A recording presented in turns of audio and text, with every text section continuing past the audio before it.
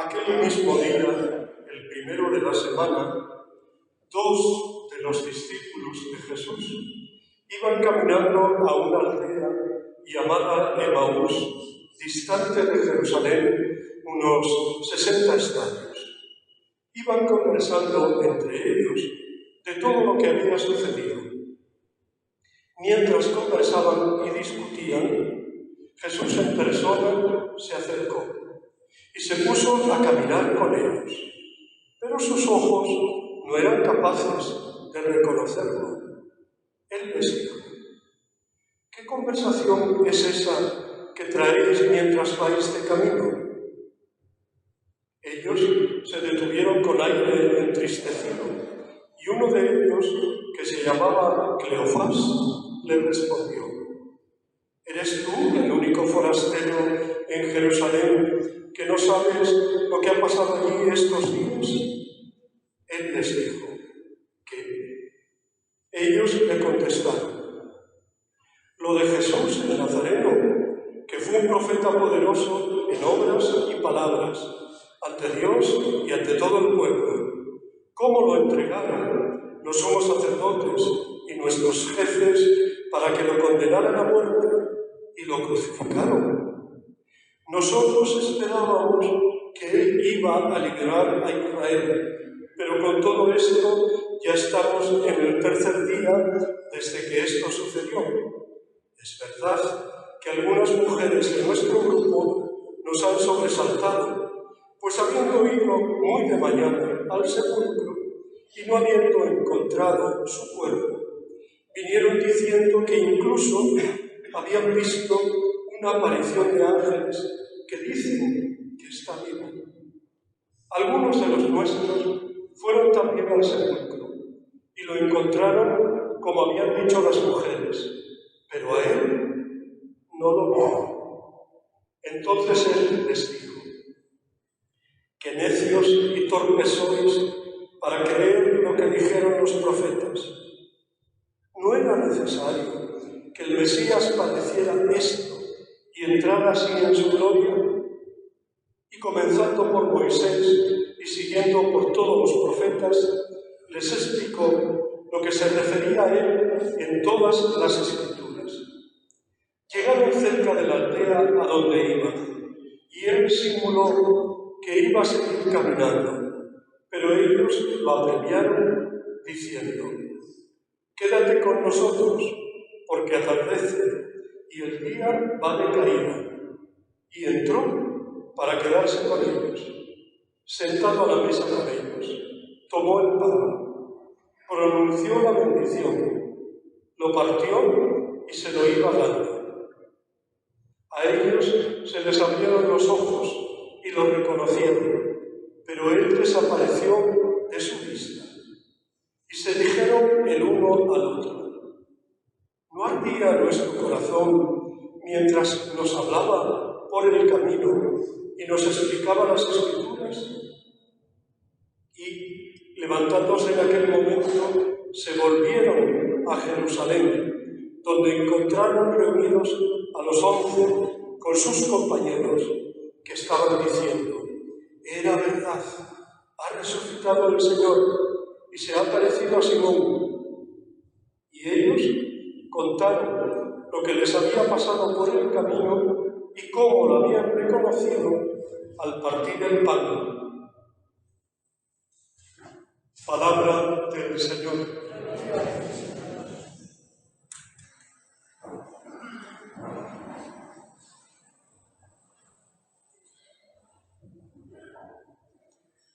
Pues acabamos de escuchar uno de esos relatos preciosos que son como una joya de la Sagrada Escritura. De hecho, paso sobre él con un cierto miedo a estropear propiamente el relato, que en sí mismo y por sí solo ya dice y habla.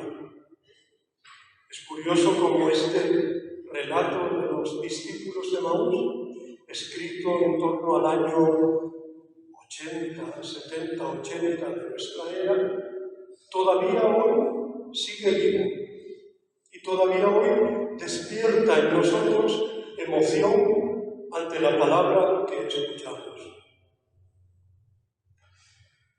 No hay mucha distancia entre Emaús y Jerusalén, Jerusalén y Emaús, unos 12 estadios, que más o menos son como 7-8 kilómetros, poca distancia. Y sin embargo, en ese trayecto, cuánto de verdad y cuánto bien se hizo en ese encuentro. Los dos que van de vuelta van apesadumbrados, tristes, desanimados, con los brazos alicaídos. Habían visto a su Señor clavado en la cruz, o todo lo más recostado en el sepulcro. Por tanto, ya pensaban que todo se había acabado, que no había nada que hacer, y por tanto se volvían a su aldea, a su pueblo. Y en ese caminar, Jesús se hace presente. No lo reconocieron. A mí me llama mucho la atención eso. Jesús ha pasado con ellos al menos 3 años de su vida pública. Seguramente el timbre de voz, la figura, pues no lo reconocieron. ¿Cuántas veces nosotros reconocemos en nuestra vida que Dios está y que Dios toca nuestro corazón, nuestra vida, con su palabra, con su presencia? ¿De qué conversamos? ¿De qué hablamos habitualmente? A veces del tiempo, a veces la crónica social, otras veces del fútbol, otras veces de... ¿Y cuántas veces hablamos de Dios? O de la espiritualidad, o de la santidad. Pocas veces o ninguna. Y sin embargo, en medio de ese conversar y de ese discutir, porque así lo dice el texto, mientras conversaban y discutían, Jesús en persona se acercó y se puso a caminar con ellos. También el Señor se acerca, se pega a nuestro lado y camina con nosotros. ¿Dónde le hemos de descubrir? En la vida cotidiana, en la vida ordinaria. Como decía Santa Teresa, entre los pucheros está Dios. Los pucheros en la cocina, o en la oficina, o en el colegio, o en la vida social que generamos, Dios se hace presente. No está nunca ausente, y mucho menos distante.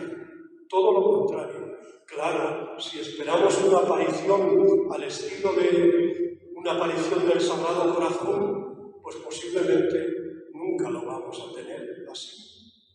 Pero sí, en esa cotidianidad, en ese hablar, Dios se hace presente.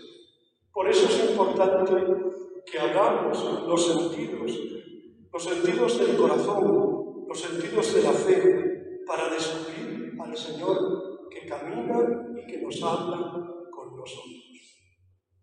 Es muy significativo en el texto que de uno de los dos se dice el nombre, Cleofás. El otro está inominado, porque el otro somos tú, yo, cada uno de nosotros.